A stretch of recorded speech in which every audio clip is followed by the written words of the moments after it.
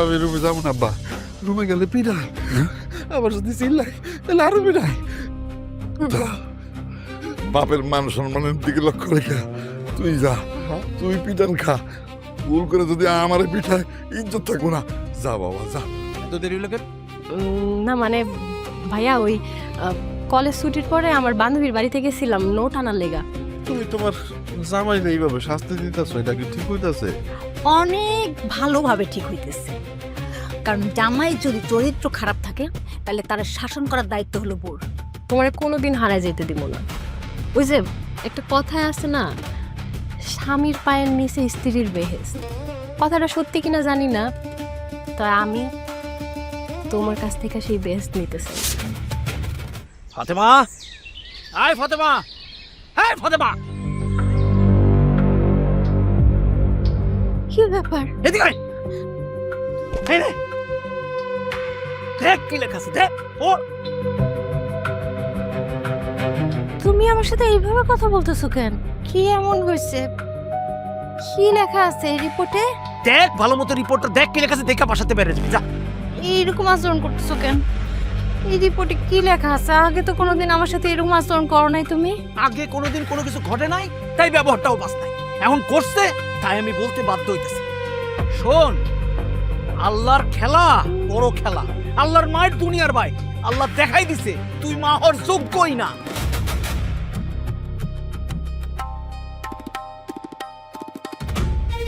মানে কি? আমি মা হইতে পারবো না? না, তুই কোনোদিন মা হইতে পারবি না। এই রিপোর্টে পরিষ্কার লেখা আছে সমস্যা তোর, তোর সমস্যা।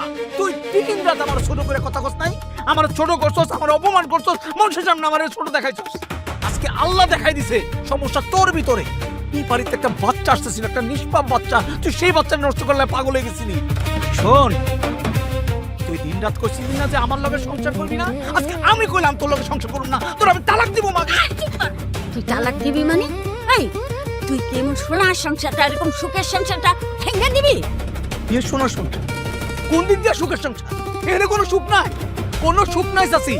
সে আমার আজ পর্যন্ত একটা বাচ্চা দিতে পারে, আমারে দিন রাত ছোট করছে, এটা কথা শোনাইছে সে।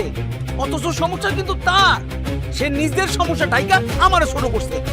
এবারই তার একটা বাচ্চা দিতেছিল, একটা সুন্দর নিষ্পাপ বাচ্চা। সে বাচ্চাটাকে নষ্ট করার লেগা সে পাগল হয়ে গেছিল। আমার বোনটা সে বাচ্চা বাচ্চাতে বাড়িতে বেরিয়ে গেছে। সে একটা কথা বলে আজকে আল্লাহ বিচার করছে তার বাচ্চা হবে না। আমি তো তারে রাখবো না, তারে আমি বাড়িতে বাইরে করে দিব। আমি আর একটা বিয়ে করব, আমার বংশ রক্ষা করতে হবে, তার আমি তালাক দিব চাচি, আর কোনো কথা হবে না। এটাই ফাইন। ও যা কয়ে গেল তা সত্যি? শশী গো, আমার সংসারটা বাঁচা, আপনি তারে বলেন আমারে মাফ করে দিতে।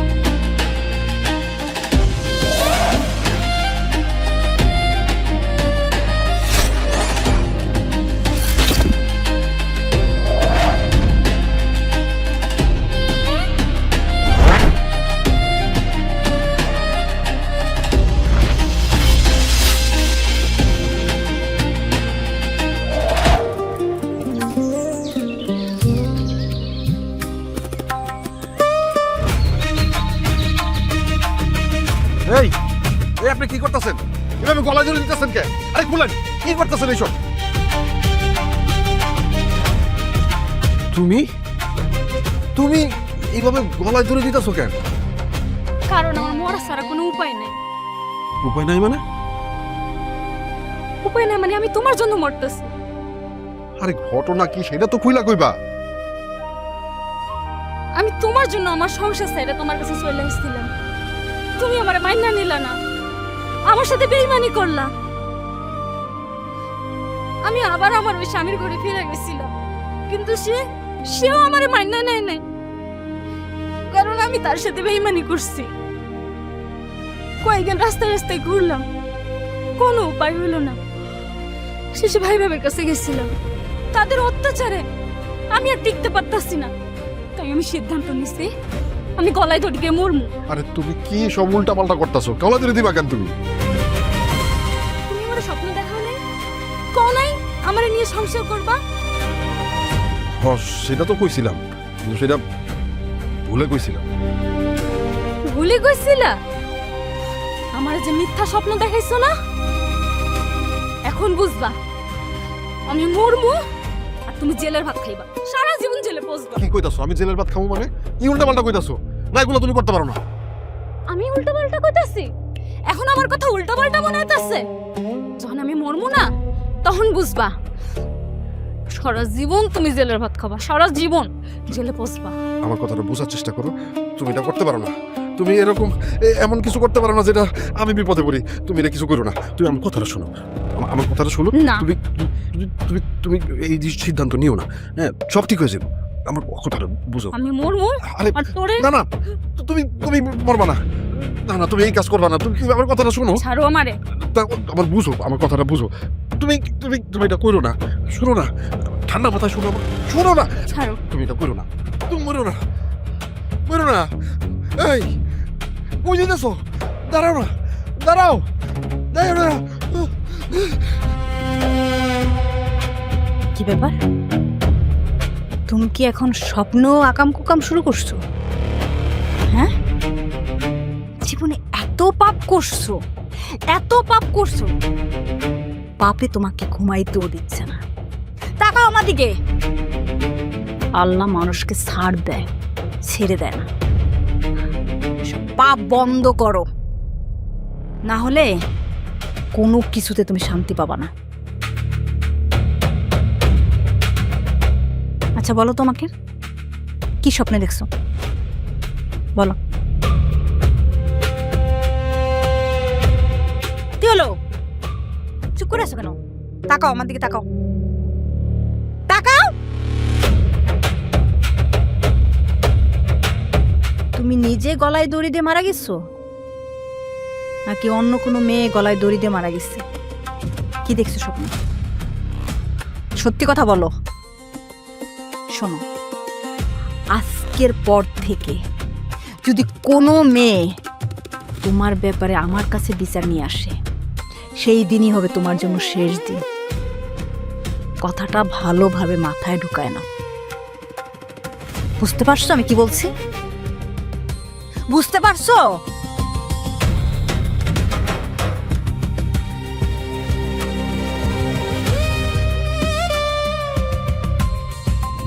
চাচি গো, আমি আমার ভুল বুঝতে পারছি, আমি অনেক বড় অন্যায় করছি। আমার আপনি মাফ করে দেন, আপনি তার একটু বোঝান, সে যেন আমার মাফ করে দেয়। আমি আপনার পায়ে ধরি চাচি, আমি আমার সোনার সংসার ছেড়ে কোথাও যাবো না, আমার উপরে একটু দয়া করেন। মারে, পুরুষ মানুষ অনেক অত্যাচার, অনেক কষ্ট সহ্য করে, তারপরে কাউরে কিছু বুঝতে যায় না। বুকের মধ্যে যাব রক্ত ঝরে, কিন্তু চোখ দিয়ে এক ফোঁটা পানিও ঝরে না। আরে খুব ভালো ছেলে। মা বাবা মারা যাওয়ার পর অনেক কষ্ট করে এই বোনডারে নিয়ে সংসারটা করছে। বোনডারে বড় করছে, লেখাপড়া শিখাইছে, শিক্ষিত হয়েছে। আমি এই দুই হাত দিয়া ওগো কত আদর করছি। আমি ওগো আপন ভাবছি, একদিনও পর ভাবি নাই।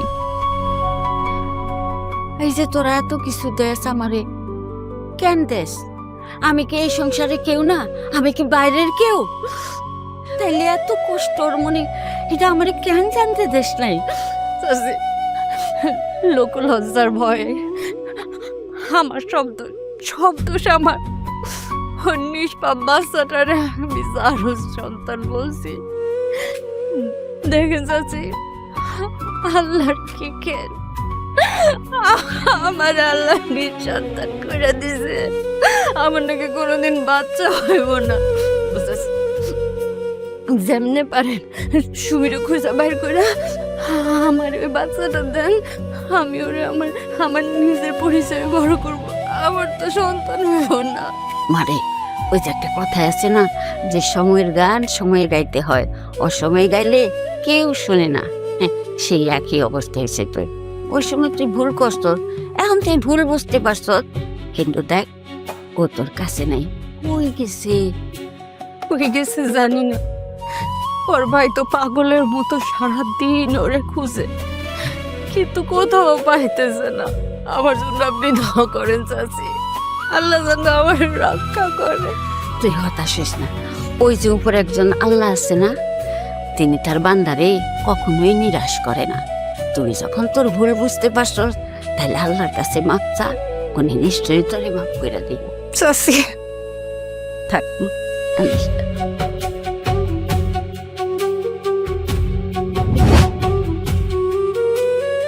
কিরে বাবা, কি হয়েছে? মনটা খারাপ? না মা, এমনি। আমি তোর মা। মায়েরা সন্তানের দুঃখ কষ্ট সব আগে আগে বুঝতে পারে। এই যে তুই গরিবের ঘরে জন্ম নিলি, কষ্ট করে আগে মানুষ হইছ তুই, আজকের এই কষ্টটা কি এই কষ্টের থেকে বড়? বড় না বাজান, তুই অনেক কষ্ট সহ্য করে আইছ। এই কষ্ট তোর কাছে কিছুই না, আমি জানি সব ঠিক হয়ে যাবে। আমার বাজান পারবো। মা, এলাকার মানুষজন নানা রকম কথা কইতেছে, তা করে আমি কি কমু, কি জবাব দেবো কও? কিছু মানুষের অভ্যাসই আছে নানাভাবে নানা রকম কথা কহনের, কিন্তু কোনো কাজ করব না।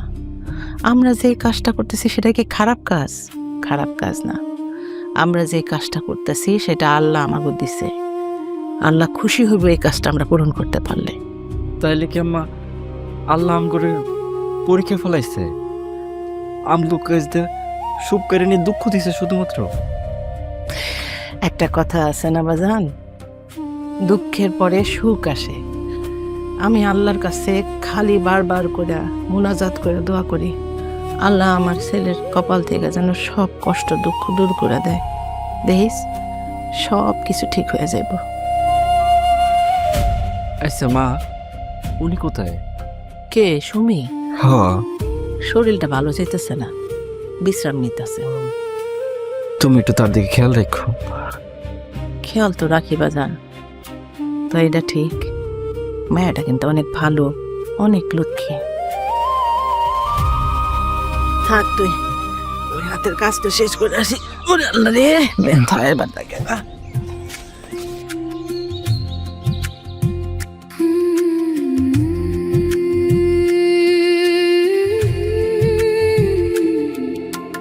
জীবন তরি বাইতে গেল, বৈঠা গেল পরে,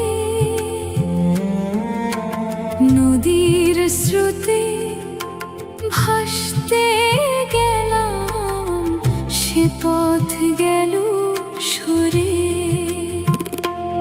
এ কি ভুলের মাসুল দিতে হলো জীবনে,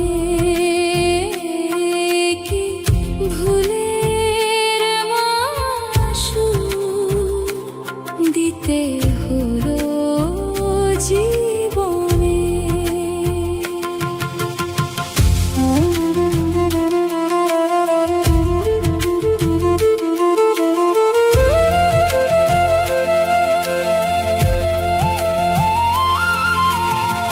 তোমার আমার ইচ্ছেগুলো এক যে ছিল না, আমি হলাম পথ ভুলো, আর তুমি রইলে না।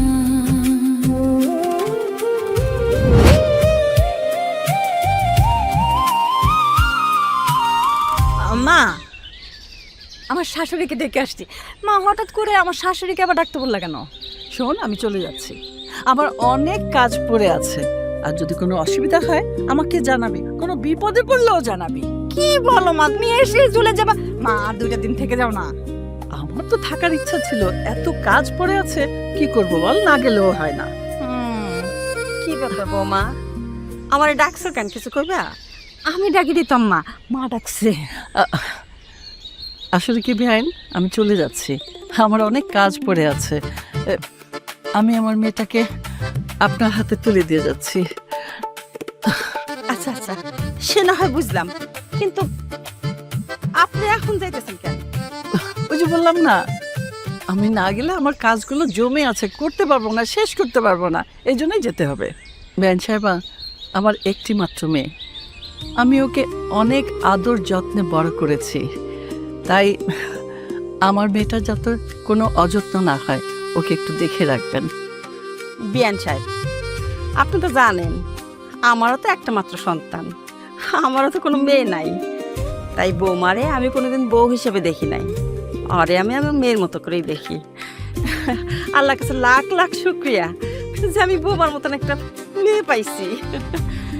আর একটা কথা বেআইন সাহেব, আমি আপনার ছেলে এবং আপনার স্বামী মানে আমার বেয়ের উপর খুব অত্যাচার করেছি, আপনি কিছু মনে করবেন না, আমি এটা ইচ্ছাকৃত করিনি, আসলে ওরা অসৎ, ওদের অসৎ পথ থেকে ভালো পথে ফেরানোর জন্যই আমি এই ব্যবহারটা করেছি, এই জন্য আমি আপনার কাছে খুবই লজ্জিত, আমাকে ক্ষমা করে দেবেন। আরে না না বিয়ান সাহেব, আমি অনেক খুশি হয়েছি, আমি তো নিজেও চাই আমার পোলাটা একটু শাসনে থাকুক, একমাত্র এই বৌমাই পারবো আমার পোলারে শাসনে রাখতে। কি মা, তুমি পারবা না আমার পোলারে শাসন করতে? জি মা, আপনার দোয়া থাকলে আমি সব পারবো। শোনেন বিয়ান সাহেব, আপনি কোথাও যাবেন না, আমি রান্নাঘরে যাইতেছি, রান্না বান্না করবো, খাওয়া দাওয়া করে তারপরে যাবেন। বৌমা, হ্যাঁ তোমার আম্মারে নিয়ে ঘরে এসো।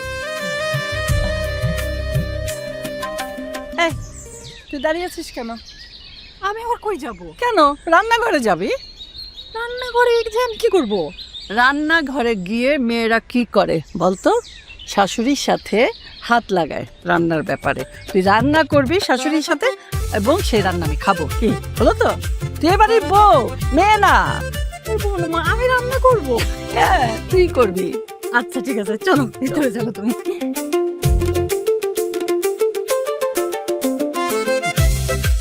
ভাবি ভাবি, সালাম আলাইকুম। ওয়ালাইকুম আসসালাম ভাইজান, আপনি? ভাবি, আমি একটা সুন্দর মেয়ের খোঁজ পেয়েছি, আপনার ছেলের সাথে সেই সুন্দর মানাবে, মেয়েতে নয় যেন হীরার টুকরা। আমি কালকেই আসতে বলেছি। না ভাইজান, এখন আসলে ওই আরে রাখেন তো ভাবি, সবসময় তো আর ভালো মেয়ের খোঁজ পাওয়া যায় না, আমি তাই কালকেই ওদেরকে আসতে বলেছি আপনার বাড়িতে। কালকাই আইব ভাইজান? হ্যাঁ হ্যাঁ ভাবি, কালকেই আসতে বলেছি। আচ্ছা ভাইজান, ওই কখন আসবো? বিকাল 4টার দিকে আসতে বলেছে। আচ্ছা ঠিক আছে। ঠিক আছে ভাবি, আমি কালকেই তাদের নিয়ে আসবো। আজকে আসি ভাবি, আসসালামু আলাইকুম।